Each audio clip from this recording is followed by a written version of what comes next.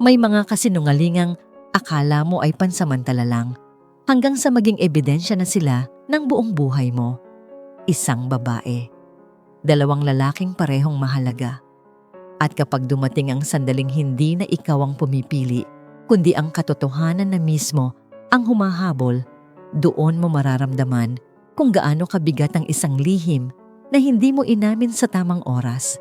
Makinig hanggang sa puntong mapipilitan kang itanong sa sarili mo kung may kasalanan bang hindi na kayang ipagtanggol kahit pa totoo ito noon.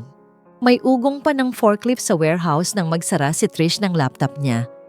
Tiningnan niya ang oras, 10:00 na naman ng gabi. Isa na naman yung araw na sinadya niyang pahabain, hindi dahil kailangan, kundi dahil ayaw niyang mauna sa sariling katahimikan. Habang naglalakad siya palabas ng logistics firm, dala ang tote bag na puno ng papeles, may bahagyang pagod sa balikat pero mas mabigat ang pakiramdam sa dibdib. Sa trabaho, malinaw ang proseso. May schedule, may target, may dahilan kung bakit kailangan magstay late. Sa labas ng opisina, wala. Pagdating niya sa kondo ni Derek, nakaset na ang mesa. Simpleng ulam, planadong grocery list, parehong alam kung saan nakalagay ang kutsara. Kumain sila ng magkaharap, sabay sa pag-usad ng balita sa TV na walang pinapakinggan. Nabanggit ni Derek ang bagong shift assignment niya, ang posibleng promotion, at kung paano mas magiging stable ang income nila sa susunod na taon. Tumango si Trish, nagtanong kung kailangan ba niyang mag-adjust ng schedule niya. Walang tanong kung kumusta siya, walang tanong kung pagod ba siya sa paraan na hindi kayang ipahinga ng tulog.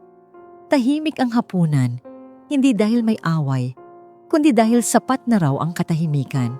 Pagkatapos kumain, nagpaalam si Trish na mauuna nang umuwi sa sarili niyang unit. Hindi ito bago, sanay na sila sa ganitong setup. Sa elevator pa lang, kinuha na niya ang phone. Isang missed call ang bumungad, kasunod ang message na, "Nakapag-dinner ka na?" Paglabas niya ng building, tinawagan niya yon agad. Habang naglalakad pa uwi, naririnig niya ang boses ni Dave na may halong pagod pero may interes. Nagtanong ito kung kumusta ang araw niya, kung may nangyaring kakaiba, kung bakit parang mabigat ang hinga niya. Hindi niya kailangang mag-ayos ng sagot, kusa itong lumalabas. May tumatawang alaala, may reklamo sa trabaho, may sandaling katahimikan na hindi kailangang punan. Huminto siya saglit sa gilid ng kalsada nang may dumaan na jeep. Pinakinggan ang payo ni Dave tungkol sa isang kliyenteng mahirap kausap. Hindi ito solusyon, pero pakiramdam niya ay may kasama siya sa pag-iisip. Nang magpaalam sila, may paalala si Dave na magpahinga rin siya paminsan-minsan. Walang pangako, walang plano, pero may presensya. Isinuksok ni Trish ang phone sa bag, huminga ng malalim, at ipinagpatuloy ang paglalakad. Kinabukasan, dumaan si Trish sa bahay ng ina niya para maghatid ng gamot. Hindi pa man siya nakakaupo, naroon na ang tanong. Kailan daw ba siya magsesettle? Hindi na raw siya bumabata. At baka kung ano pa ang masabi ng mga kapitbahay. Ngumiti si Trish. Sinabi niyang, maayos naman ang lahat, busy lang talaga. Binanggit niya ang trabaho, ang traffic, ang pagod. Lahat maliban sa totoo. Agad niyang binago ang usapan. Tinanong ang nanay niya tungkol sa mga halaman sa likod bahay. Tinanggap ni Lina ang pag-iwas, pero nanatili ang tingin nitong parang may hinihintay na sagot. Sa mga susunod na araw, paulit-ulit ang ganitong galaw. Maayos sa opisina, tahimik kay Derek, bukas kay Dave, umiwas sa ina. May mga sandaling napapansin niya ang apelyido sa mga dokumento, Cruz kay Derek, at sa mga invoice na minsang tinulungan siyang ayusin ni Dave. Hindi niya yon binigyan ng bigat. Maraming Cruz sa mundo. Mas mahalaga ang pakiramdam na may isang taong nagbibigay ng direksyon at isang taong nagbibigay ng koneksyon. Hindi niya kailangang pumili, sabi niya sa sarili, dahil hindi pa naman siya tinatanong. Pero sa mga pagitan ng katahimikan, may imbalance na hindi niya pinapangalanan. Kay Derek, Alam niya ang magiging buhay niya sa susunod na 5 taon. Kay Dave, alam niya ang magiging pakiramdam niya sa susunod na 5 minuto. Ang isa ay ligtas, pero malayo. Ang isa ay malapit, pero walang malinaw na patutunguhan. At sa gitna ng lahat, si Trish ang tahimik na nag-a-adjust, nagbabalanse, at unti-unting napapagod kahit wala pang malinaw na dahilan kung bakit. Nakatitig si Trish sa screen ng phone niya habang unti-unting lumalamig ang kape sa mesa. May reservation silang dalawa ni Derek, matagal na niyang binanggit. Ilang beses niyang pinaalala. Isang simpleng date lang sana, walang okasyon, walang malaking usapan. Gusto lang niyang may inaabangan sa gitna ng pagod. Lumipas ang 10 minuto, naging 20, hanggang sa tuluyang nag-vibrate ang phone. Maikling mensahe lang. May emergency daw sa trabaho, hindi siya makakarating. Babawi na lang siya bukas. Hindi nagalit si Trish. Mas masakit iyon dahil alam niyang sanay na siyang umintindi. Nagbihis pa rin siya ng maayos kahit wala nang pupuntahan. Umupo siya sa gilid ng kama, tinanggal ang hikaw na matagal niyang pinili para sa gabing iyon. Sinubukan niyang mag-isip ng dahilan kung bakit hindi siya dapat masaktan. Mahalaga ang trabaho ni Derek. Responsable siya. Hindi siya tulad ng ibang lalaking nawawala. Pero habang inuulit niya iyon sa sarili, may unti-unting bumababa sa loob niya. Parang may bahaging hindi na niya kayang ipagtanggol. Hindi ito unang beses na nakalimutan siya. Pero ngayon lang niya naramdaman na parang siya ang laging pwedeng ipagpaliban. Hindi niya namalayang umiiyak na siya hanggang sa marinig niya ang sariling singhot. Kinuha niya ang phone, hindi para magreklamo, kundi para may makarinig. Bago pa siya makapag-isip, tumawag si Dave. Hindi niya alam kung paano nito naramdaman, pero nang marinig niya ang "okay ka lang", ay tuluyang bumigay ang boses niya. Hindi siya nagkwento agad. Umiyak lang siya. At hinayaan niyang manatili ang katahimikan sa linya. Walang tanong si Dave na kailangang sagutin agad. Walang payong minadali. Habang nagsasalita siya kalaunan, pakiramdam niya ay may nakikinig talaga. Hindi naghahanap ng solusyon. Hindi nagmamadaling tapusin ang usapan. Sinabi niyang pagod siya, na minsan parang wala siyang mapuntahan kapag bigat lang ang dala niya. Hindi binanggit ni Dave si Derek. Hindi rin siya nagtanong kung bakit.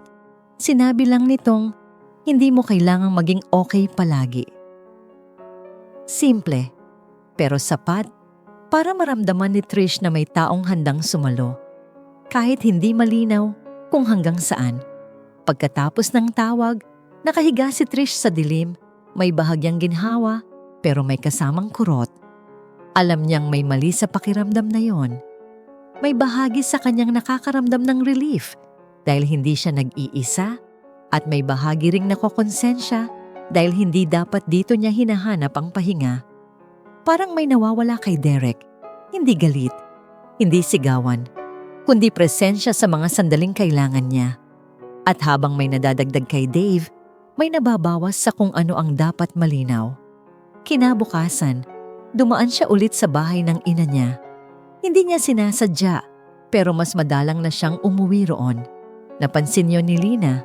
Sa hapag, habang naghahain ng ulam, bigla nitong sinabi na may mga kapitbahay na nagtatanong kung nasaan siya palagi. Hindi raw maganda sa paningin ng iba na laging wala ang anak sa bahay, parang may itinatago. Napatingin si Trish sa plato niya. Pinilit ngumiti. Sinabing busy lang talaga sa trabaho. Pero may diin ang huling salita ng ina. Kahihiyan, na parang babala, hindi payo. Sa pag-uwi niya, doon niya unang naramdaman ang kakaibang takot. Hindi takot na mahuli, kundi takot na wala siyang mapagsabihan ng totoo. Kapag nagsabi siya kay Derek, masasaktan ito. Kapag nagsabi siya kay Dave, may aasa. Kapag nagsabi siya sa ina niya, may hahatol. Ang katahimikan na dati pahinga, ngayon ay parang kulungan. Kahit kanino siya lumapit, may kapalit na sakit. At siya ang may hawak ng lahat. Sa gabing iyon, nakaupo siya sa sahig ng apartment, nakasandal sa kama, Hawak ang phone na hindi niya alam kung sino ang tatawagan. Doon niya unang naramdaman na nawala pala siyang sandalan na buo. May mga taong nariyan, oo, pero hati-hati. At sa unang pagkakataon, hindi niya alam kung sino ang masasandalan niya kapag tuluyan na siyang mapagod. May tunog ng zipper ang maleta habang isinasara ni Trish ang huling compartment. Hindi siya talaga aalis ng lungsod, pero inayos niya pa rin ang bag na parang may biyahe. Sa harap ni Derek, malinaw ang paliwanag. May out-of-town training daw ang kumpanya. Biglaan pero mahalaga. Tumango si Derek habang nagsusuot ng relo. Tinanong kung kailan siya babalik at kung kailangan ba siyang sunduin. Sumagot si Trish ng petsang hindi niya sigurado. Binanggit ang hotel na mabilis niyang sinearch kanina lang. Walang duda sa mukha ni Derek. Sanay na itong umintindi. Sanay na hindi magtanong ng lampas sa ibinibigay. Paglabas niya ng kondo, ibang mensahe naman ang tinype niya. Kay Dave, sinabi niyang mahahaba na naman ang oras sa opisina. May bagong shipment na kailangang tutukan. Tumawag si Dave agad. Nag-alok na samahan siya kahit saglit lang. Tumanggi si Trish. Sinabing pagod siya at uuwi na lang diretso. May konting lungkot sa boses ni Dave pero tinanggap nito ang paliwanag. Sinabi lang nitong magpahinga siya at mag-message kapag okay na. Sa gitna ng dalawang magkaibang kwento, maingat si Trish. Parang naglalakad sa linya na ayaw niyang masira. Sa mga sumunod na linggo, napansin niyang mas madalas banggitin ni Derek ang plano nila. Hindi na lang trabaho o bills ang usapan, kundi mga tanong na may hinaharap. Kailan daw magandang magpakasal? Saan nila gustong tumira? Handa na ba siyang mag-move in ng tuluyan? Hindi niya tinanggihan, pero hindi rin niya sinagot ng diretso. Sinabi niyang gusto lang muna niyang mag-focus sa career, na baka hindi pa ito ang tamang timing. Tinanggap ni Derek ang paliwanag, pero may bahagyang pagbabago sa tingin nito. Parang may hinahanap na kasiguruhan na hindi niya maibigay. Kay Dave naman, mas naging madalas ang mensahe. Hindi diretsyong usapan ng relasyon, pero may mga tanong na pumapailalim. Kumusta raw siya? Masaya ba siya sa mga desisyon niya? May mga bagay ba siyang pinagsisisihan? Hindi niya kailanman sinabing may iba, pero hindi rin niya sinabing wala. Sa katahimikan ng mga hindi sinasabi, doon umuusbong ang pag-asa ni Dave. Kapag nagbibiro ito tungkol sa mga bagay na pwedeng mangyari, kung sakali, hindi siya umaayaw. Ngumiti lang siya, nagpalit ng paksa, hinayaan ang ideya na manatili sa pagitan nila. Unti-unting nahati ang oras ni Trish. May mga gabi kay Derek na puno ng plano pero kulang sa damdamin. May mga tawag kay Dave na puno ng damdamin pero walang malinaw na direksyon. Sa opisina, mas humaba ang oras niya, hindi dahil sa trabaho, kundi dahil kailangan niyang mag-adjust sa lahat. Kapag may tanong si Derek kung bakit late siya, may sagot na handa. Kapag may imbitasyon si Dave na magkita, may dahilan kung bakit hindi pwede. Sa bawat desisyon, parang may nabubuo siyang maliit na kasinungalingan na kailangang alagaan. Isang hapon, muntik nang mabuwag ang lahat dahil sa simpleng notification. Nakausap niya si Dave sa pantry ng opisina sa pamamagitan ng video call. Nakangiti, bahagyang nakarelax. Hindi niya napansing bukas ang calendar app sa tablet sa mesa, kung saan may reminder ng dinner kasama si Derek sa gabing iyon. Nang pumasok ang mensahe ni Derek, "On my way, see you later." Napatingin si Dave sa screen.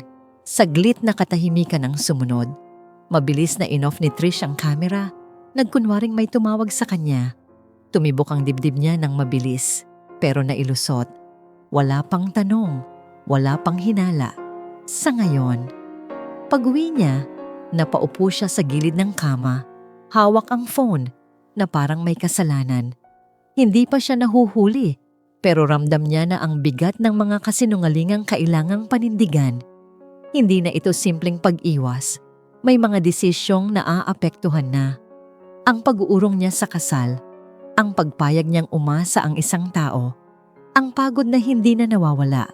Ang kwento ng buhay niya ay hindi na umaandar dahil sa pagkakataon o kalituhan kundi dahil sa mga pinili niyang hindi sabihin. At sa bawat araw na lumilipas, mas malinaw na ang kasinungalingan ang nagtutulak sa kanya pasulong. Kahit siya mismo ang unti-unting nauubos. May tunog ng papel na binabaligtad habang hinahalukay ni Derek ang lumang envelope sa loob ng drawer. Hinahanap niya ang isang kontrata para sa loan application, pero sa ilalim ng mga dokumento ay may sumulpot na lumang photocopy. Malabo na ang tinta, pero malinaw ang pangalan ng ama niya. Napakunot ang noo niya habang tinitigan ang apelyidong hindi niya madalas makita. Kasunod ang isang address na hindi pamilyar. May listahan ng mga dependents sa gilid ng papel at sa ilalim ng pangalan ng ina niya, may isa pang babae. Ibang apelyido, ibang pamilya. Hindi niya tinagal ang pagtingin. Ibinalik niya agad ang papel sa envelope. Parang takot na baka may mabuksan siyang hindi pa niya kayang harapin. Sa ibang bahagi ng lungsod, nakaupo si Dave sa isang maliit na coffee shop kasama ang matagal na niyang kaibigan. May hawak siyang tasa na halos hindi niya iniinom, abala sa pakikinig sa sarili niyang boses. Napunta ang usapan sa pamilya, sa kung paano nagbabago ang mga tao kapag tumatanda. Nabanggit niya ang ama niyang matagal nang nawala. Isang lalaking umalis nang hindi nagpaalam, iniwan ang ina niyang mag-isa. Hindi raw niya kailanman sinubukang hanapin. Hindi dahil ayaw niya, kundi dahil parang huli na ang lahat. Tumango ang kausap niya, nagsabing may mga lalaking ganoon talaga. May buhay sa labas ng hindi nila kayang panindigan. Habang umaandar ang dalawang eksenang yon, abala si Trish sa opisina, nakatutok sa spreadsheet na paulit-ulit niyang chinecheck. May deadline na hinahabol, may delivery na kailangang i-coordinate. Tumatawag siya sa supplier, nag-aayos ng schedule, nagsosolve ng problema na may malinaw na simula at katapusan. Sa mundo ng trabaho, kaya niyang pagsabayin ang maraming bagay. Hindi niya alam na sa labas ng screen na yon, may mga detalye ng nagtatagpo. Mga kwentong matagal nang magkahiwalay, unti-unting nagkakaroon ng hugis. Mula sa pananaw ng nakikinig, may mga pirasong nagsisimulang magkapareho. Parehong edad ang ama. Sa mga kwento ni na Derek at Dave, parehong panahon ng pagkawala. Parehong dahilan ng katahimikan sa mga bahay na kanilang kinalakhan. Sa bawat banggit, parang may invisible na linya na dahan-dahang naglalapit sa dalawang lalaking hindi pa nagtatagpo ang mundo. At sa gitna ng lahat, si Trish ay patuloy na nagbabalanse. Nag-a-adjust ng oras, nag-aayos ng dahilan. Hindi alam na ang mismong balanse ang unti-unting bumibigat. Isang gabi, nagkita sina Trish at Derek para sa isang mabilis na hapunan. Nabanggit ni Derek, parang pahapyaw lang, na may nahanap siyang lumang papeles tungkol sa ama niya. Wala naman daw mahalaga, baka kailangan lang sa bangko. Tumango si Trish, nagtanong kung okay lang ba siya. Sinabi niyang, ayos lang, matagal na raw iyon. Lumipat ang usapan sa ibang bagay. Trabaho, plano sa weekend. At hindi na binalikan ng paksa. Hindi niya napansin ang bahagyang pag-iwas sa mata ni Derek. Ang pagbilis ng pagsubo na parang gustong tapusin ang usapan. Kinabukasan naman, tumawag si Dave kay Trish habang pauwi siya. Nabanggit niya ang usapan nila ng kaibigan, kung paano raw may mga ama, talagang may dalawang buhay. Sinabi niyang minsan iniisip niya kung may iba pa siyang kapatid sa labas. Tumawa siya ng bahagya, parang biro. Pero may kirot sa dulo ng boses. Hindi alam ni Trish kung ano ang isasagot. Sinabi lang niyang hindi lahat ng tanong ay may sagot. Sa kabilang linya, saglit na natahimik si Dave bago sinabing, oo nga, siguro. Sa bawat ganitong eksena, mas lalong lumalakas ang kaba ng nakikinig. Ang timeline ay nagiging mas malinaw. Ang mga detalye ay nagkakatugma. Kung magsasabi lang siya ngayon, kung may aamin man lang, pero si Trish ay nananatiling bulag sa koneksyon, hindi dahil wala siyang talino, kundi dahil abala siyang pigilan ang sariling mundo na gumuho. Ang kaalaman ng audience ay nagiging bigat, isang lihim na mas malinaw kaysa sa mga kasinungalingang binubuo. Habang tumatagal, ang frustration ay hindi na lang kaba, kundi galit. Galit sa katahimikan, sa mga tanong na hindi tinatanong, sa mga sagot na hindi hinihingi. At sa bawat pagkakataong halos magtagpo ang mga kwento, naroon ang pakiramdam na may paparating na banggaan. Hindi pa ito nangyayari, pero ramdam na. Parang bagyong nakikita sa malayo, alam mong darating. At ang tanong na lang ay kung sino ang tatamaan kapag bumagsak na ito. Nakahawak si Trish sa baso ng tubig habang pinapakinggan si Derek magsalita. At sa unang pagkakataon, matapos ang ilang linggo, hindi siya nagmamadaling sumagot. Hindi proposal na may tuhod sa sahig ang ginawa nito. Walang singsing, walang dramatikong eksena. Isa lang itong mahabang usapan sa sala, gitna ng gabi, habang nakabukas ang ilaw sa kusina. Sinabi ni Derek na gusto na niyang linawin ang direksyon nila. Kasal sa loob ng 1 taon, ipon para sa bahay, isang buhay na tahimik pero sigurado. Maayos ang tono niya, parang naglalatag lang ng plano sa trabaho. At sa paraan niyang iyon, ramdam ni Trish ang katatagan na matagal na niyang kinakapitan. Hindi siya agad nagsalita. Tumango lang siya, nakinig, tinimbang ang bawat salita. Walang pilit, walang ultimatum. Sinabi ni Derek na hindi siya nagmamadali, pero gusto niyang alam ni Trish na nandoon siya, handang mag-commit. Sa gabing iyon, nakaramdam si Trish ng kakaibang ginhawa. Parang may humawak sa balikat niya at nagsabing, "Ito na, tapos na ang kalituhan." Umuwi siya na may bahagyang napamangiti. Iniisip na baka sapat na ang malinaw na plano para patahimikin ang lahat ng tanong sa loob niya. Sa mga sumunod na araw, mas maayos ang galaw niya. Mas maaga siyang umuuwi, mas present sa mga usapan nila ni Derek. Hindi na siya gaanong nagtatagal sa opisina. May mga sandaling nahuhuli niya ang sarili na nag-iisip ng kurtina sa sala, ng kulay ng pader, ng mga bagay na dati hindi niya pinapansin. Kapag nag-aalinlangan, sinasabi niya sa sarili na normal lang yon. Hindi lahat ng desisyon ay kailangang puno ng damdamin. Minsan sapat na ang katiyakan.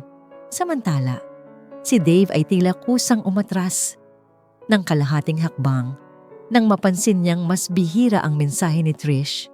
Hindi siya nagreklamo. Isang gabi, sinabi lang niyang naiintindihan niya kung kailangan niya ng space. "I won't pressure you," sabi nito. Walang sama ng loob sa boses. Sa halip na gumaan, mas bumigat ang pakiramdam ni Trish. Hindi siya hinihila, hindi siya tinatanong, at doon siya mas nakonsensya. Ang paglayo ni Dave ay parang paalala na may taong handang mawala para sa kapayapaan niya. Dumating ang linggo ng family lunch na matagal nang nakaschedule. Sa bahay ni Lina, maingay ang kusina, puno ng amoy ng niluluto, puno ng tawa ng mga kamag-anak. Kasama si Derek, magaan ang usapan. May mga tanong tungkol sa trabaho, may biro tungkol sa kasal na tinatawanan lang. Si Lina ay abalang-abala sa paghahain, tila masaya na nakikitang maayos ang lahat. Kapag may sandaling natahimik si Trish, agad may kukuha ng pansin. Isang kwento, isang tanong. Parang walang puwang para sa alinlangan. Pagkatapos ng tanghalian, habang nagkakape, tinanong ni Lina kung seryoso na ba sila ni Derek. Sumagot si Trish ng oo. Walang detalye, walang paliwanag. Tumango ang ina niya. Tila kontento na sa sagot na yon. Sa sandaling iyon, naramdaman ni Trish ang bigat na bahagyang nabawasan. Parang may markang na-check sa listahan ng mga inaasahan. Umuwi siyang may pakiramdam na baka tama nga ang ginagawa niya. Ilang araw, matapos iyon, nasa klinik siya para sa ultrasound check-up. Nakahiga siya sa kama, nakatingin sa kisame habang inaayos ng doktor ang makina. Nang lumabas ang resulta, normal ang lahat. Walang problema, walang dapat ipag-alala. Ngumiti ang doktor. Sinabing maayos ang lagay niya. Habang nagbibihis siya pagkatapos, bumulong siya sa sarili, kaya pa. Parang kumpirmasyon yon na nasa tamang landas siya, na hindi pa huli ang lahat. Sa labas ng klinik, umupo siya sandali sa kotse bago umalis. Tahimik ang paligid, walang tawag, walang mensahe. Sa katahimikan na yon, may sandaling naniwala siyang nasa ligtas na bahagi na siya ng kwento, na ang mga desisyon niya ay papunta na sa ayos, hindi sa gulo. Hindi niya alam, at alam ng nakikinig, na ang katahimikan ay hindi tanda ng katapusan ng problema, kundi pahinga lang bago ang susunod na galaw. Isang mapanlinlang na kapayapaan, tahimik pero delikado, naghihintay lang ng tamang sandali para mabasag. May bahagyang panginginig ang kamay ni Trish habang nakatitig siya sa pregnancy test sa ibabaw ng lababo. Hindi siya umiiyak, hindi rin siya napapangiti. Parang may humigop lang ng hangin sa loob niya at iniwan siyang nakatayo. Hindi alam kung uupo o gagalaw. Dalawang guhit. Paulit-ulit niyang tiningnan. Parang may magbabago kung titigan niya ng mas matagal. Sa likod ng banyo, naririnig niya ang mahinang ugong ng electric fan. Ordinaryong tunog sa isang umagang, biglang naging iba ang bigat. Hindi niya tinawagan si Derek. Hindi rin si Dave. Umupo siya sa gilid ng kama, hawak ang phone, pero walang pinindot. Parang may nakapaskil sa isip niya ang isang malinaw na utos. Huwag muna. Kailangan niyang mag-isip. Kailangan niyang umintindi bago magsalita. Kahit hindi pa malinaw kung ano ang iintindihin niya. Sa unang pagkakataon, ang katahimikan ay hindi pahinga. Isa itong pagsubok kung hanggang saan niya kayang dalhin ang sarili niya mag-isa. Kinabukasan, nag-file siya ng kalahating araw na leave at dumiretso sa klinik ng walang kasabay. Nakaupo siya sa waiting area, nakapalibot ang ibang babae. May hawak na kamay ng asawa, may kausap sa phone, may kasamang ina.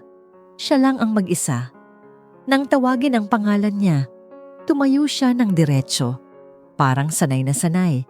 Kahit pakiramdam niya ay may dinadalang lihim na mas mabigat kaysa sa bag sa balikat niya.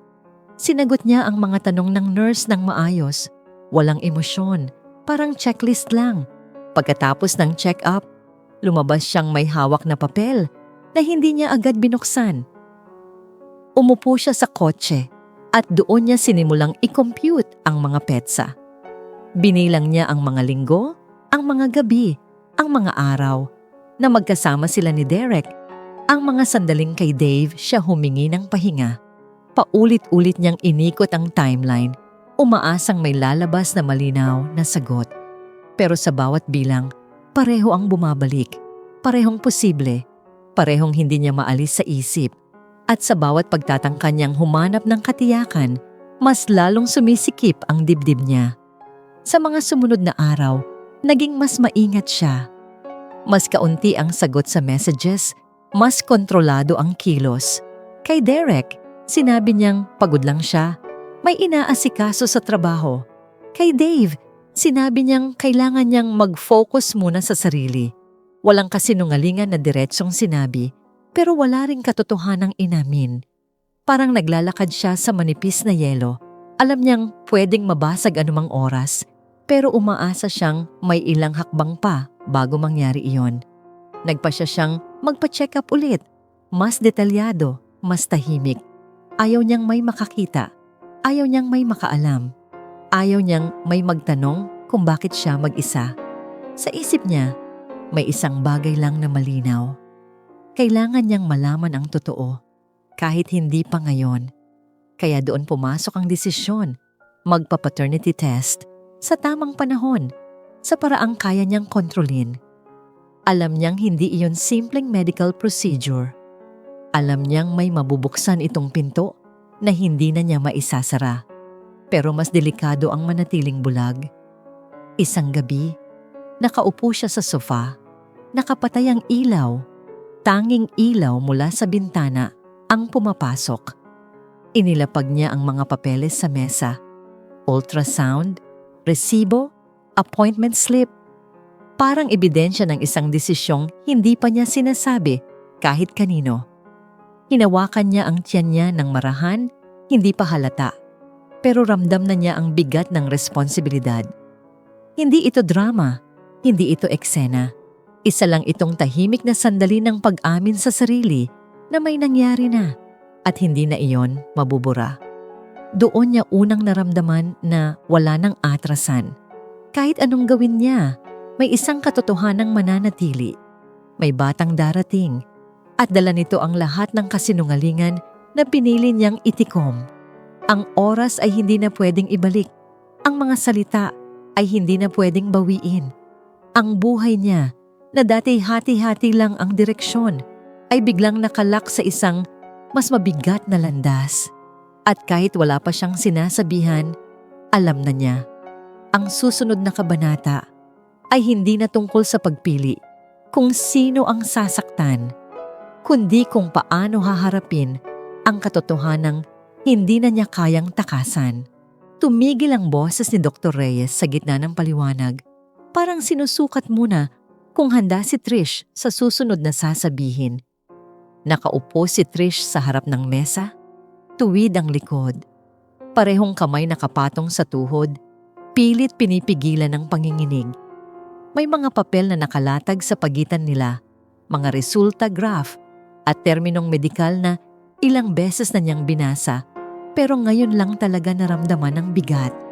Sinabi ng doktor na may napansin silang genetic markers na hindi karaniwan, hindi pa konklusyon, pero sapat para magtaas ng kilay.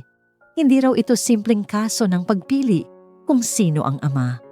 Ipinaliwanag ni Dr. Reyes ng mas mabagal, mas maingat. May indikasyon daw na ang dalawang lalaking posibleng ama ay maaaring may genetic connection. Hindi pa raw tiyak, kailangan pa ng karagdagang tests, pero hindi rin pwedeng baliwalain. Sa salitang magkaugnay, parang may bumagsak sa loob ni Trish. Hindi niya agad naintindihan. Napatitig lang siya sa doktor, naghihintay ng kasunod na linya na magsasabing nagkamali lang ang makina. Pero walang ganoon. Ang paliwanag ay tuloy-tuloy, malinaw, walang emosyon. Parang mas lalong masakit dahil doon. Sinubukan niyang magtanong, pero nabitin ang boses niya. Ibig sabihin, paano? Iyon lang ang lumabas. Sinabi ng doktor na posibleng magkakilala ang dalawang lalaki sa antas na hindi inaasahan. Posibleng may iisang pinanggalingan. Hindi raw ito madalas mangyari, pero hindi rin imposible. Sa puntong yun, hindi na naririnig ni Trish ang susunod pang detalye. Parang may ingay sa tenga niya. Parang lumalayo ang lahat ng tunog. Hindi na ito tungkol sa desisyon niya. Hindi na ito tungkol sa pagpili kung sino ang sasaktan. May mas malaking bagay nang gumagalaw at wala na siyang hawak. Hindi niya napansing bukas pala ang pinto ng consultation room. Si Lina, na naghatid lang sana ng mga dokumento, ay nakarinig ng huling bahagi ng usapan. Tumigil ito sa may pinto. Nakapako ang tingin kay Trish. Anong ibig sabihin yan? Tanong ng ina. Nanginginig ang boses. Walang oras si Trish para maghanda. Hindi niya alam kung ano ang sasabihin, kung alin ang uunahin, ang takot, ang hiya, o ang gulat. Si Lina ang unang nagsalita ulit. Mas mataas ang tono. May ginawa ka bang ikasisira ng pangalan natin? Sinubukan ni Trish na huminga ng malalim, pero hindi sumunod ang katawan niya. Naramdaman niyang umiinit ang mukha niya, pero hindi siya umiyak. Sinabi niyang hindi pa malinaw ang lahat, na may proseso pa, pero hindi iyon ang narinig ng ina niya.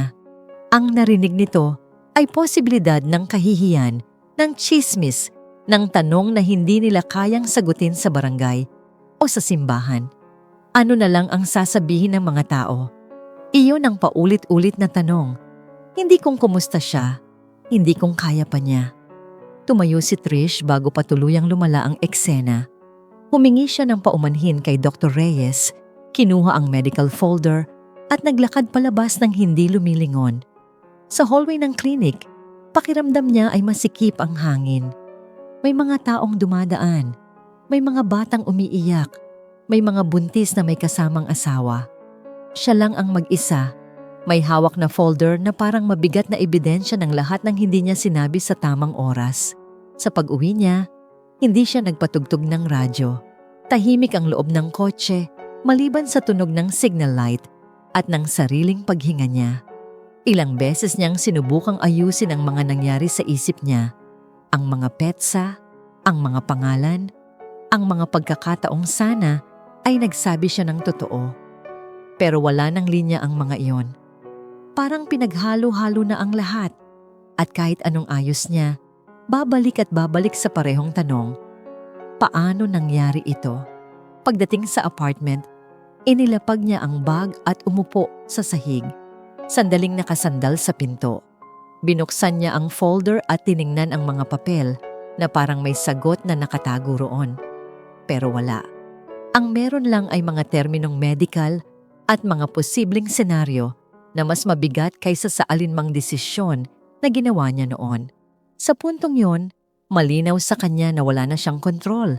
Hindi na niya hawak ang takbo ng kwento. Hindi pa alam ni na Derek at Dave ang nangyayari. Wala pa siyang sinasabihan. Pero ramdam na niya ang bigat ng katotohanang paparating kahit hindi pa buo ang anyo nito. Talo siya sa laban na hindi niya alam na pinasok niya. At sa unang pagkakataon, naintindihan ni Trish na ang katotohanan ay hindi humihingi ng pahintulot. Kusang itong darating at siya na lang ang kailangang humarap kapag dumating na iyon. May tunog ng keyboard sa paligid, sunod-sunod na pag-click, pero para kay Trish, parang malayo ang lahat. Nasa opisina siya, nakaupo sa harap ng monitor, bukas ang spreadsheet na ilang beses na niyang tinitigan nang walang nababago. Sa gilid ng bag niya, nakasilip ang medical folder. Paulit-ulit niya itong binubuksan. Sinusuri ang mga pahina. Parang may inaasahang bagong linya, bagong paliwanag, bagong sagot. Sa bawat pagbukas, pareho lang ang nakikita niya. Mga resulta na hindi niya kayang baguhin. May tumatawag sa pangalan niya mula sa kabilang cubicle. May tanong tungkol sa shipment delay. Pero ilang segundo siyang natitigilan bago sumagot. Parang kailangan pa niyang ibalik ang sarili sa kasalukuyan. Sa phone niya, sunod-sunod ang notifications. Isang missed call mula kay Derek, kasunod ang maikling mensahe kung okay lang ba siya. Ilang oras ang lumipas, tumawag naman si Dave. Mas mahabang ring, mas tahimik ang mensahe. Hindi niya sinagot pareho. Hindi dahil ayaw niya silang kausapin, kundi dahil hindi niya alam kung ano ang sasabihin. Ramdam niyang may mali na silang pareho. Ramdam niya sa tono ng mga text, sa haba ng pagitan ng mga tawag. Pero sa halip na humarap, pinili niyang ilagay ang phone sa silent at magkunwaring abala. Parang mas madali ang magtago kaysa magsimula ng usapan na wala siyang kontrol kung saan hahantong. Pag-uwi niya sa bahay ng ina niya, mabagal ang galaw niya. Parang mabigat ang bawat hakbang. Tahimik ang hapunan. Tanging tunog ng kutsara sa pinggan ang maririnig. Hindi nagtatanong si Lina sa simula. Hindi rin siya nagkukwento. Hanggang sa biglang ibinaba ng ina ang kutsara at tumingin diretso sa kanya. May ginawa ka bang ikahihiya-hiya natin? Walang sigaw, walang galit. Pero mas masakit ang lamig ng tanong. Napatingin si Trish sa mesa, hindi niya alam kung alin ang sasagutin. Ang tanong mismo o ang bigat sa likod nito. Sinabi niyang hindi pa malinaw ang lahat, na may mga bagay lang siyang inaayos. Hindi kontento si Lina, pero hindi na rin nagsalita. Ang katahimikan ay mas bumigat kaysa anumang sermon. Sa gabi, hindi siya makatulog. Paulit-ulit siyang bumabangon, umiinom ng tubig, naglalakad sa maliit na espasyo ng kwarto. Sa isang sandali, huminto siya sa harap ng salamin. Tiningnan ang sariling mukha. Wala pang halatang pagbabago, pero ramdam na niya ang pag-igting sa katawan niya. Inilapag niya ang kamay sa tiyan niya. Marahan. Parang humihingi ng sagot. Hindi niya alam kung kanino siya mas galit. Sa sarili niya, sa mga desisyong ginawa niya, o sa sitwasyong tila biglang humigop sa kanya nang wala siyang laban. Sa dilim, walang malinaw na sagot, tanging kaba at pagod. Sa mga sumunod na araw, Parang pare-pareho ang takbo ng oras. Gigising siya, papasok sa trabaho, uuwi. Matutulog ng putol-putol, walang malinaw na plano kung ano ang susunod na hakbang. May mga sandaling maiisip niyang kausapin si Derek, sabihin ang kalahati ng totoo, pero titigil siya sa ideyang yon. May mga sandaling kukunin niya ang phone para tawagan si Dave, pero ibababa rin bago pa mag-ring. Ang bawat desisyong ginawa niya noon, ang mga kasinungalingan, ang mga pag-iwas, parang humahabol ngayon, paisa-isa, walang awa. Minsan, habang nag-aayos ng papeles sa opisina, bigla siyang napaupo dahil sa hilo. May nag-alok na ihatid siya sa klinik pero tumanggi siya, sinabing pagod lang. Ayaw niyang magpaliwanag, ayaw niyang may makaalam. Pakiramdam niya ay unti-unting nababawasan ang espasyong pwede niyang galawan. Sa trabaho, sa bahay, sa mga relasyon. Lahat ay may tanong at siya lang ang walang sagot. Sa bahay inilabas niya ang medical folder at inilapag sa mesa. Parang kaharap ang isang taong tahimik lang nakatingin. Walang desisyon, walang solusyon, tanging paghihintay. Paghihintay kung kailan niya kayang magsalita. Paghihintay kung kailan siya mapipilitang magsalita. Sa gitna ng lahat, ang takot ang pinakamatatag. Takot sa susunod na mangyayari. Takot sa magiging tingin ng iba. Takot na baka kahit anong gawin niya, may masisirang hindi na niya kayang buuin muli. At sa kawalan ng direksyon, doon siya unti-unting nauubos. Tumunog ang phone ni Trish ng mas mahaba kaysa sa inaasahan niya bago may sumagot. Hawak niya ito ng mahigpit. Nakatayo sa tabi ng bintana ng apartment. Nakatingin sa kalsadang hindi niya pinapansin. Nang marinig niya ang boses ni Dr. Reyes, diretso siyang nagsalita. Hindi na nagpaligoy. Gusto niyang maintindihan kung ano talaga ang ibig sabihin ng mga salitang binitawan noong huli silang nagkita. Hindi na niya kayang umasa sa mga termino sa papel. Kailangan niya ng malinaw na paliwanag, kahit masakit. Maingat magsalita ang doktor. Parang alam kung gaano kabigat ang bawat linya. Ipinaliwanag niyang ang nakita nilang genetic markers ay hindi direktang patunay, pero malakas na indikasyon ng biological connection sa pagitan ng dalawang posibleng ama. Hindi raw yun karaniwang nangyayari, pero sapat para irekomenda ang mas malalim na pagsusuri. May mga senaryo raw na pwedeng magpaliwanag nito, magkapatid, magkadugo, o may iisang pinanggalingan sa linya ng pamilya. Habang nagsasalita ang doktor, pakiramdam ni Trish ay may unti-unting humihila sa kanya pababa. Parang hinuhubad ang huling layer ng pag-asa na baka simpleng komplikasyon lang ang lahat. Pagkababa ng tawag, umupo siya sa sahig, nakasandal sa sofa. Parang may bumukas na pinto sa isip niya at sunod-sunod na pumasok ang mga alaala. Naalala niya ang mga kwento ni Derek tungkol sa ama nitong bihira nilang banggitin. Isang lalaking umalis ng maaga, may mga lihim na hindi na raw nila hinabol. Naalala rin niya si Dave kung paano nito ikinuwento ang ama niyang hindi na bumalik, kung paanong may galit at tanong na naiwan sa likod ng katahimikan. Noon, hiwalay ang mga kwentong iyon. Ngayon, parang may linya na nagdurugtong sa kanila. Habang nagluluto siya ng hapunan kinagabihan, biglang pumasok sa isip niya ang mga petsa. Ang edad ng ama nang mawala, ang mga taong binabanggit sa mga kwento, ang mga lugar na minsang napag-usapan. Parang mga piraso ng puzzle na dati walang saysay, ngayon ay pilit na nagkakabit-kabit. Napatigil siya sa paghahalo ng ulam, nakatingin sa kawali na parang may sagot doon. Hindi pa buo ang larawan, pero may hugis na itong hindi niya maikakaila. Kinabukasan, tinawagan niya ang isang kamag-anak ni Derek, isang tiyahin na minsan na niyang nakausap sa mga family gathering. Nagkunwari siyang may tanong lang tungkol sa isang dokumentong kailangan sa bangko. Sa gitna ng usapan, maingat niyang inusisa ang tungkol sa ama ni Derek. Saglit na natahimik ang kausap niya bago may binanggit na matagal ng usap-usapan sa pamilya. Mayroon daw noon ibang pamilya, isang bagay na hindi nila hayagang pinag-uusapan para maiwasan ang gulo. Hindi na nagtanong si Trish ng higit pa. Sapat na ang tonong iyon, sapat na ang pag-iwas sa detalye. Pagkababa ng tawag, napasandal siya sa pader, parang may humila sa tuhod niya pababa.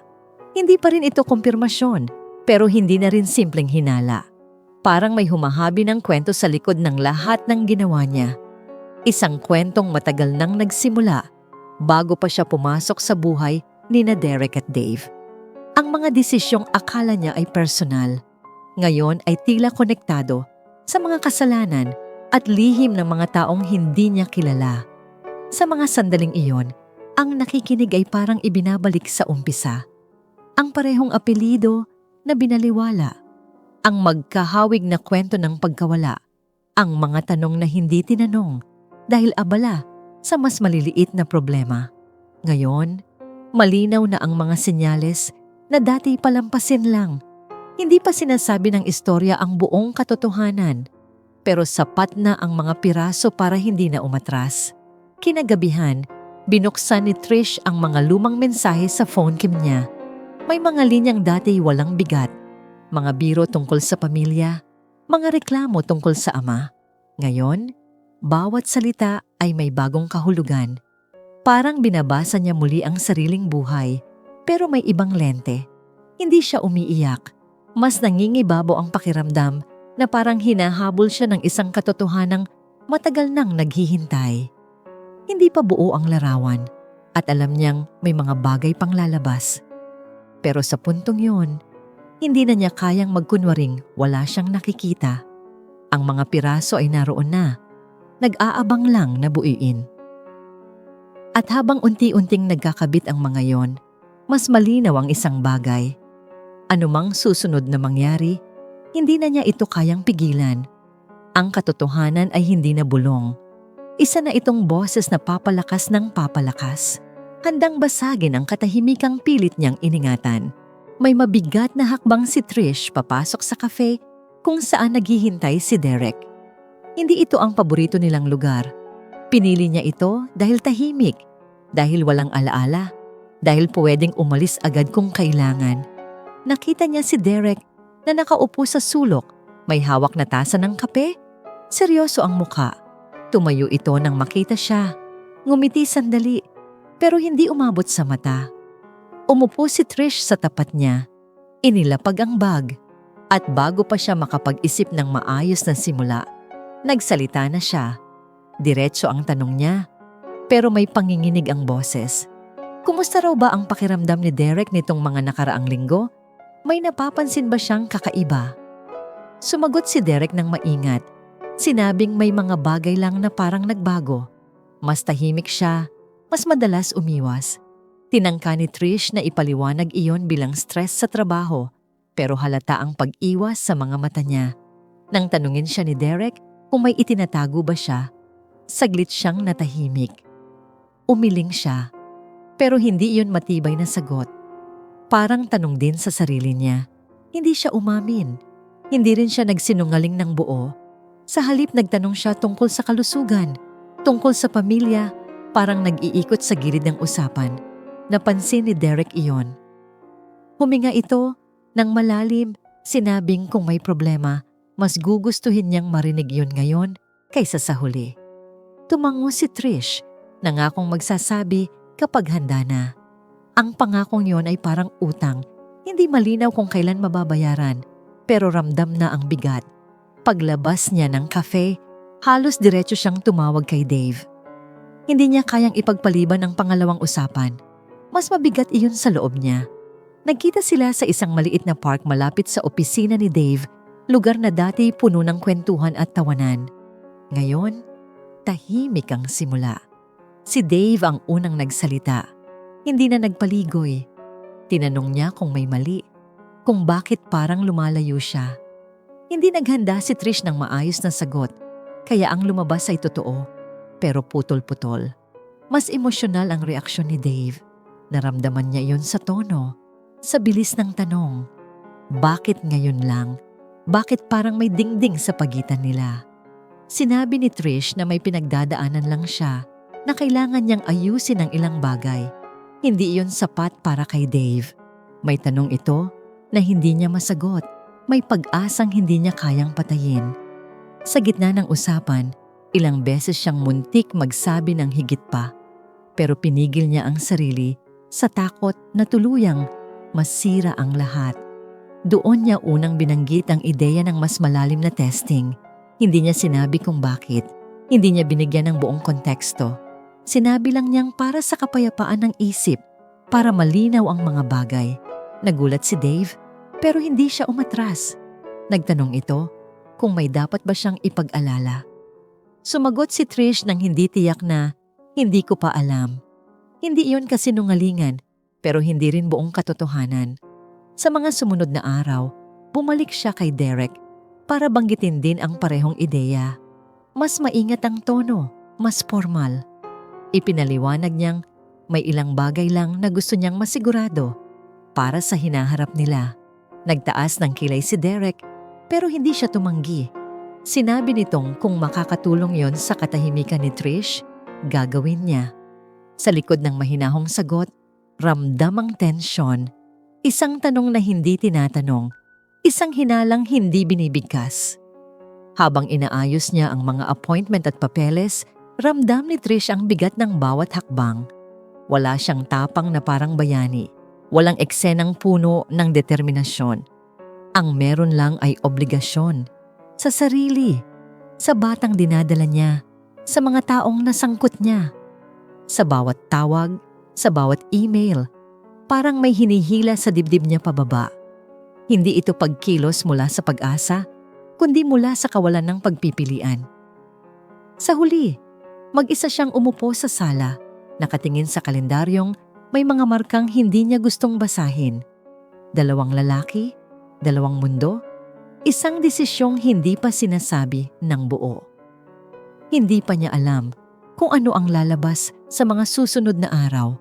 Ang alam lang niya, umuusad na ang mga bagay, hindi dahil handa siya, kundi dahil kailangan na. At sa bawat galaw na yon, mas malinaw na wala ng ligtas na likuran. May punit ang sobre ng buksan ni Trish ang envelope. Parang sinadya ng papel na sumuko bago pa siya handa. Nasa loob ang resulta, malinaw, diretsyo, walang paligoy. Kumpirmado ang genetic link. Iisang ama. Magkapatid sina Derek at Dave. Walang interpretasyon, walang espasyo para umasa na may mali. Parang may humampas na malamig na hangin sa loob ng dibdib niya. At sa unang segundo, hindi siya nakagalaw. Nakatingin lang siya sa papel. Parang inaasahang maglaho ang mga salita. Kung titigan niya ng matagal, hindi planado ang sumunod na nangyari. Hindi niya ito inayos. Hindi niya ito pinili. Nagkataon lang na pareho silang nagpunta sa parehong lugar. Isang tahimik na parking area sa likod ng isang lumang gusali. Doon sana niya kakausapin si Derek ng pribado. Ngunit dumating si Dave, galit ang hakbang, hawak ang phone na may parehong resulta. Nagkatinginan silang tatlo at sa isang iglap, alam na nilang lahat na wala nang itatago. Walang sigawan sa simula, tanging mabigat na katahimikan na parang mas nakakasakal kaysa anumang salita. Sabihin mo, si Derek ang unang nagsalita. Mababa ang boses pero matalim ang tingin. Hindi niya tinanong kung totoo. Alam na niya. Si Dave ay nakapamewang. Nanginginig ang panga. Parang pinipigilan ang sarili na huwag sumabog. Naramdaman ni Trish na wala na siyang espasyong umatras. Doon, sa gitna ng konkretong sahig at ilaw ng sasakyan, napilitan siyang aminin ang lahat. Ang dalawang relasyon, ang pagbubuntis, ang mga kasinungalingan na pinili niyang itikom dahil natakot siyang mawalan. Habang nagsasalita siya, hindi niya tinitingnan ang alinman sa kanila. Hindi dahil sa hiya lang, kundi dahil hindi niya kayang makita ang pagbabagong unti-unting bumabago sa mukha nila. Si Derek, na dati tahimik lang, ay napailing. Parang may nabasag sa loob niya. Si Dave, na mas emosyonal, ay napatawa ng mapait. Halos walang tunog. Hindi nila siya agad sinagot. Parang mas masakit para sa kanila ang katotohanang magkaugnay sila kaysa sa pagtataksil ni Trish mismo. Buong buhay. Bigkas ni Derek, mabagal at may bigat. Akala ko, kami lang ng nanay ko. Tumingin siya kay Dave, hindi bilang karibal, kundi bilang salamin ng isang lihim na matagal nang itinago sa kanila. Si Dave ay napatingin sa lupa. Sinabing matagal na niyang kinamumuhian ang ama nilang hindi bumalik. Pero ngayon, mas masakit ang ideyang may iniwang kapatid iyon sa kabilang buhay. Ang galit nila ay hindi na nakatuon kay Trish lang. Nakatuon ito sa pinagmulan nilang pareho. Sinubukan ni Trish magsalita ulit. Humingi ng paumanhin, magpaliwanag kung bakit siya natakot, kung paano siya naipit sa mga desisyong akala niya ay pansamantala. Pero hindi na yon ang sentro. Hindi na siya ang may hawak ng kwento. Ang kapangyarihan ay lumipat sa dalawang lalaking biglang kailangang harapin ang katotohanang binuo sa kasinungalingan ng ibang tao at pinalala ng kanya. Ang bawat tanong na ibinato nila ay hindi na tungkol sa kanya, kundi tungkol sa sarili nilang pagkatao. Walang malinaw na konklusyon ang komprontasyon. Walang sinigawan, walang sinaktan, pero ramdam ang lalim ng sugat. Si Derek ang unang umalis. Hindi nagpaalam, diretso lang ang lakad. Parang kailangan niyang mag-isa bago siya tuluyang bumigay. Si Dave ay naiwan saglit. Tinitigan si Trish na parang may gustong sabihin pero piniling manahimik. Sa huli, sinabi lang niya, "Hindi ko alam kung saan ko ilalagay lahat ng to." Pagkatapos, umalis din siya. Iniwan si Trish sa gitna ng lugar na biglang naging napakalaki. Nang mag-isa na siya, saka lang niya naramdaman ang panghihina ng tuhod. Umupo siya sa gilid ng bangketa. Hawak ang papel na ngayon ay parang walang saysay dahil ang pinsala ay tapos na. Walang malinaw na panalo sa nangyari. May katotohanan, oo, pero ang kapalit ay hindi na mababawi. Mga relasyon na hindi na babalik sa dati. Mga pagkakakilanlang kailangang buuin muli mula sa abo.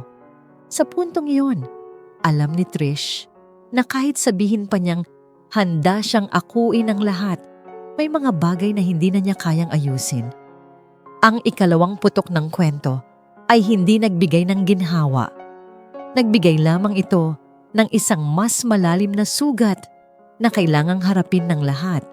Isang maikling mensahe lang ang iniwan ni Derek. Walang paliwanag, walang pangako kung kailan babalik. Sinabi lang niyang kailangan niyang umalis muna, ayusin ang galit na hindi niya alam kung kanino ibubuhos, sa ama niyang matagal nang wala, sa kapatid na biglang lumitaw sa maling paraan, o sa babaeng akala niya ay kasama niya sa hinaharap. Hindi siya nagtanong kung kamusta si Trish. Hindi rin siya nagpaalam ng maayos. Para sa kanya, ang distansya ang tanging paraan para hindi tuluyang masira ang sarili. Si Dave naman ay dumaan sa apartment ni Trish isang hapon, hindi upang makipag-usap ng mahaba, kundi para magpaalam. Nakatayo siya sa may pinto, hawak ang susi na minsan niyang ginamit, pero hindi na inilagay sa mesa. Sinabi niyang kailangan muna niyang unahin ang sarili. Ang mga tanong na hindi niya inakalang haharapin niya kailanman. Walang galit sa boses niya, pero may pagod na hindi kayang itago. Tumango si Trish, hindi humingi ng paliwanag, hindi rin humabol. Alam niyang wala siyang karapatang magtanong kung kailan siya babalik. Sa mga araw na sumunod, mas naramdaman ni Trish ang bigat ng katahimikan. Walang tawag, walang mensahe, walang galit na kailangang sagutin. Parang may iniwang bakanting espasyo ang dalawang lalaking minsang naging sentro ng araw niya. Sa umpisa, hinanap ng katawan niya ang dating ritmo, ang pagtingin sa phone, ang paghihintay ng notification. Pero habang tumatagal, napalitan iyon ng isang mas mabigat na pakiramdam. Ang katotohanang tapos na ang bahaging iyon ng buhay niya, kahit walang malinaw na pagtatapos.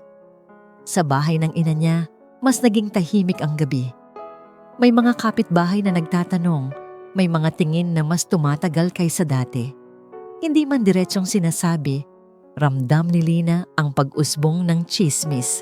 Sa hapagkainan, hindi na siya nagtatanong ng malakas, pero may mga buntong hininga na mas malinaw pa sa salita.